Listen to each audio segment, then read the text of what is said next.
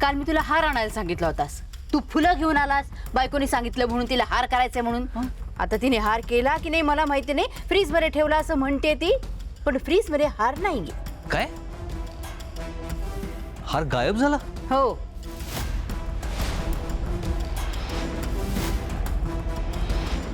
मला अजिबात कुठल्या गोष्टीचा गोंधळ नको होता आज, पण तेच झालं शेवटी.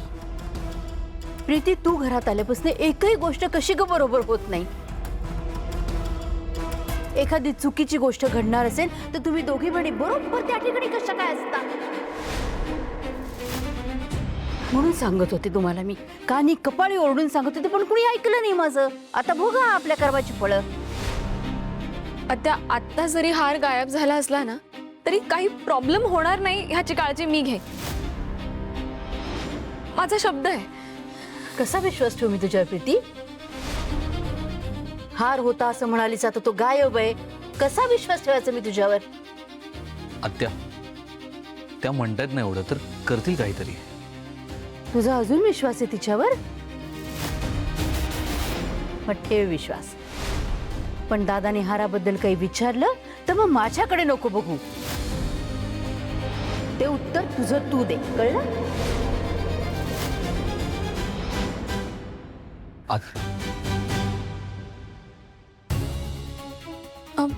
तुम्ही काळजी नका करू, मी बघते काहीतरी. ऐक, आणि काही लागलं तर मला सांगा. मी आहे. हो. आलो.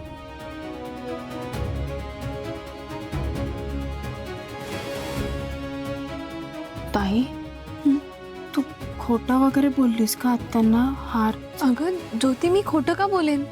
मी स्वतःच्या हाताने फ्रीजमध्ये ठेवला होता हार. आता बरं बरं ठीक आहे. नाही, मला एवढंच म्हणायचं होतं की आता तुझ्या कॉन्फिडन्सने आत्यांना बोललीस, हे बघ काही घोळ झाला तर परत. ज्योती, काही घोळ होणार नाही, मी बघते, तू नको काळजी करूस. बरं, येते. तू टेन्शन घेऊ नको. आले. झटपट नाश्त्याचे प्रकार हे तर माहितीच आहे. फोडणीची पोळी न काय फोडणीचं भात. झटपट पुरणपोळी कशी करायची? हा ठीक आहे, करून बघता येईल.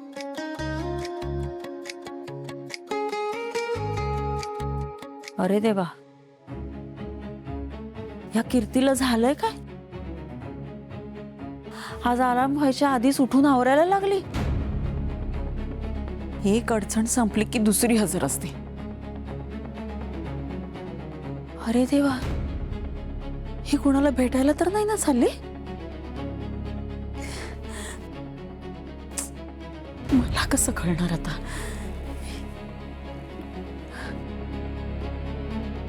हा, मुलीचं प्रेम प्रकरण चालू आहे का कसं कळणार? आणि आई म्हणून मी काय करावं? मुलांच्या हालचालींवर बारीक लक्ष ठेवा, त्यांच्याशी बोला, त्यांना विश्वासात घ्या. काय विश्वासात घ्या? धड बोलले तर विश्वासात घ्यायचं ना. अरे देवा, हिच्याशी बोललं तर नाही नाही, ही काही मला नीट सांगणार नाही. काय करू?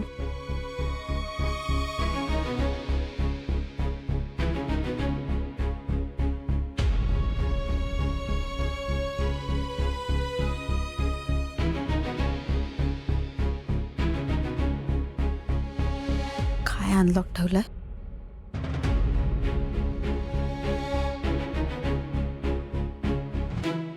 हो ग बाई, याला काय झालं आता? उघडतच नाहीये. अरे देवा, हे काय?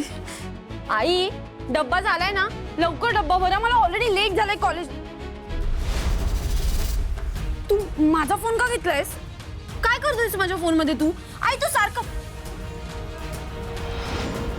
आई, तू चुकीचा पासवर्ड टाकलास का? नाही नाही काय नाही, हो चुकीचा पासवर्ड टाकलास म्हणून फोन लॉक झालाय. आणि तू एक मिनिट, तू माझा फोन चेक करत होतीस? आई मी काय विचारते, तू माझा फोन चेक करत होतीस? शांत हो. आवाज चढून बोलतेस आईवर? अगं तुझं काय चाललंयस, कुठं जातेस, कुणाला भेटतेस, एक आई म्हणून मला कळायलाच पाहिजे. ते आत्ताच्या आत्ता फोन अनलॉक करायचा आणि ते पासवर्ड वगैरे काही टाकायचा नाही. आता हे काय नवीन? का वागतेस अशी तू? आणि का पासवर्ड नको टाकू मी? आता म्हणालीस ना मी वयात आले म्हणून, मग माझी काय प्रायव्हसी नाही आहे का? मी पासवर्ड टाकणार. आणि आई, मी वयात आले ना, मग आता माझ्या गोष्टी मी बघेन. तू मध्ये मध्ये का नकोस उगाच. मी माझं बघून घे आणि पुन्हा माझ्या फोनला हात लावू नकोस आई. तुम्ही दोघांनी कशाला जबाबदारी घेतली आणि ती पार पण नाही धड पाडली. आता त्याने विचारतं मी काय सांगू त्याला? काय तुम्ही दोघं?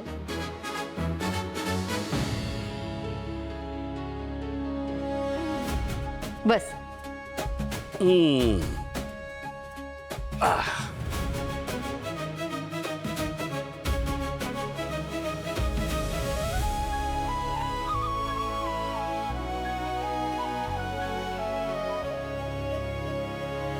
वाढदिवसाच्या हार्दिक शुभेच्छा दादा. तुझ्या सगळ्या इच्छा पूर्ण होऊ दे, तुला उत्तम आरोग्य लाभू दे, धन्यवाद. असाच आनंदी हसरा राहा आणि दरवर्षी असा तरुण तरुण होत जा. तू म्हणालीस म्हणजे झालं सर. नमस्कार डब्बे. आयुष्यभर. अरे बापरे, खूप मोठे व्हा. वाढदिवसाच्या खूप खूप शुभेच्छा बाबा. थँक्यू बेटा. हॅपी बर्थडे बाबा. थँक्यू बाळा.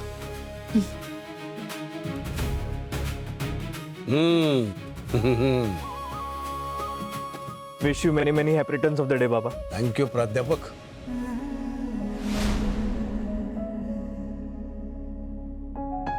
काका. अरे ज्योती, तू पण आलेस. हो मग ताईने मला सांगितलं ना तुमचा वाढदिवस आहे म्हणून आले तुम्हाला विश करायला. तुम्हाला वाढदिवसाच्या खूप खूप खूप शुभेच्छा. Thank you very much. बरं वाटलं तू आलीस ते. पाया पडते. आयुष्यभर. तुम्ही सगळे एवढ्या सकाळी माझ्यासाठी एकत्र आलात, खरंच खूप बरं वाटलं. चला आता दरवर्षीप्रमाणे आपण सगळे गीतांजलीला भेटूया. या.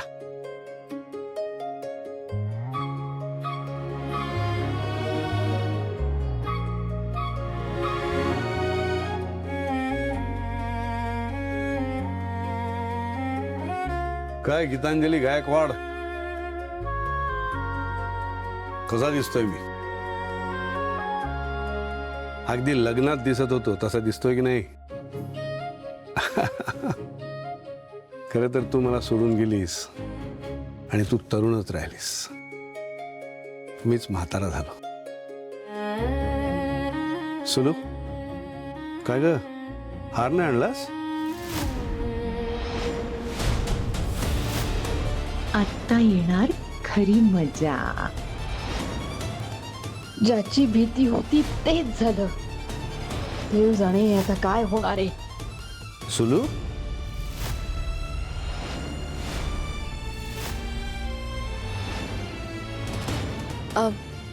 बाबा एक मिनिट.